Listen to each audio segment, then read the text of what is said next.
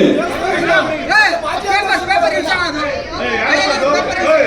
ಇದು ನಿಮ್ಮ ದೇವಸ್ಥಾನ, ಇಲ್ಲಿ ಬಂದ್ರೆ ಗೌರವದಿಂದ ನಡ್ಕೊಳ್ಳಿ, ನಾವು ಗೌರವದಿಂದ ಮಾತಾಡ್ತೀವಿ. ಈ ದೇವಸ್ಥಾನಕ್ಕೆ ನಿಮ್ ಕೃಷ್ಣಪ್ಪನವರು ದುಡ್ಡು ಕೊಟ್ಟಿದ್ದಾರೆ ಕಟ್ಟಕ್ಕೆ. ಈಗ ಅದಕ್ಕೂ ಮುಂದೆ ನಾವು ಅವಮಾನ ಮಾಡ್ತೀವಿ, ನಾವು ಮಾಡಲ್ಲ. ಆದ್ರಿಂದ ಕೃಷ್ಣಪ್ಪನವ್ರಿಗೆ ಎಷ್ಟು ವರ್ಷದಿಂದ ಗೊತ್ತು, MLA ಇಂದ ಗೊತ್ತಿರ್ಬೋದು. ಪ್ರಿಯಾ ಕೃಷ್ಣ ಎಷ್ಟು ದಿವಸದಿಂದ ಗೊತ್ತು, ನಾನು 50 ವರ್ಷದಿಂದ ಗೊತ್ತು ಕೃಷ್ಣಪ್ಪ. ಅವ್ರು ಏನ್ ಕೊಡುಗೆ ಅನ್ನೋದು ನನಗೂ ಸಹ ಗೊತ್ತಿದೆ, ಕಾಂಗ್ರೆಸ್ ಪಕ್ಷಕ್ಕೆ ಏನ್ ಕೊಟ್ಟಿದ್ದಾರೆ ಅಂತ ಹೇಳಿ. ಅದನ್ನ ಸಾವಿರ ಹೇಳಿದ್ದಾರೆ ಕೇಳಿ. ಅದು ಬಿಟ್ಬಿಟ್ಟು ಸುಮ್ಮನೆ ಕೂಗಾಡ್ಕೊಂಡಿದ್ರೆ ಏನೂ ಆಗೋದಿಲ್ಲ. ಸಾವಧಾನ ಬಂದಿದ್ದೀರಿ, ನಿಮ್ ಪಕ್ಷದ ಕಚೇರಿ ಆರಾಮಾಗಿ ಕೂತ್ಕೊಳ್ಳಿ. ನೀವೆಲ್ಲ ಮಾತು ನಾನು ಕೇಳ್ತೀನಿ. ನಾವು ಇರೋದೇ ಮಾತು ಕೇಳಕ್ಕೆ ನಿಮ್ಗೆ ಏನ್ ಅನುಕೂಲ ಆಗಿದೆ ಅದನ್ನು ಮಾಡಿ ಸರ್ವ ಪ್ರಯತ್ನ ಮಾಡ್ತೇವೆ. ಆದ್ರಿಂದ ಕೃಷ್ಣಪ್ಪರಾಗ್ಲಿ ಬ್ರೇ ಕೃಷ್ಣ ಆಗ್ಲಿ ನನಗೆ ಹೊಸದಲ್ಲ.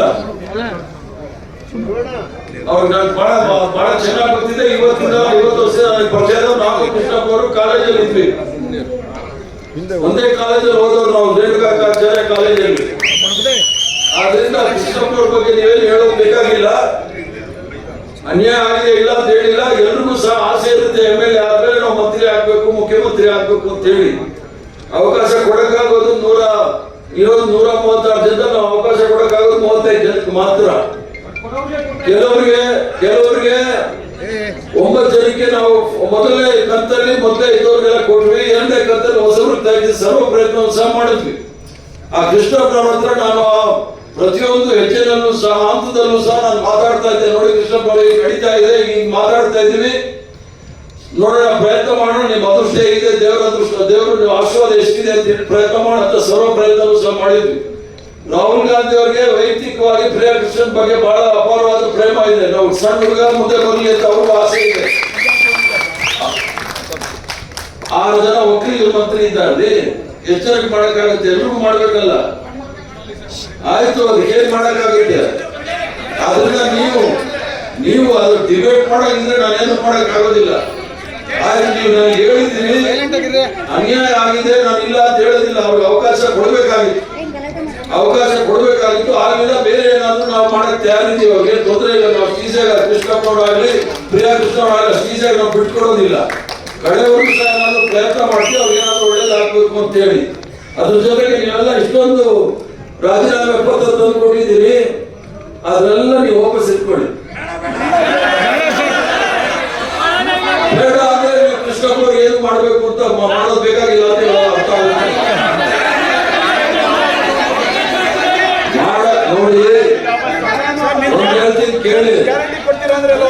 ನಾನು ಹರಿಪ್ರಸಾದ್, ನಾನು ನಿದ್ರೆ ಮಾತ್ರ ಕಾಂಗ್ರೆಸ್ ಅಂತ ನಾನು ತಿಳ್ಕೊಂಡ್ರೆ, ನಾನೇನಾದ್ರು ರಾಜೀನಾಮೆ ಕೊಟ್ರೆ 100 ಜನ ಹರಿಪ್ರಸಾದ್ ತಯಾರಿರ್ತಾರೆ ಕೆಲಸ ಮಾಡಕ್ಕೆ.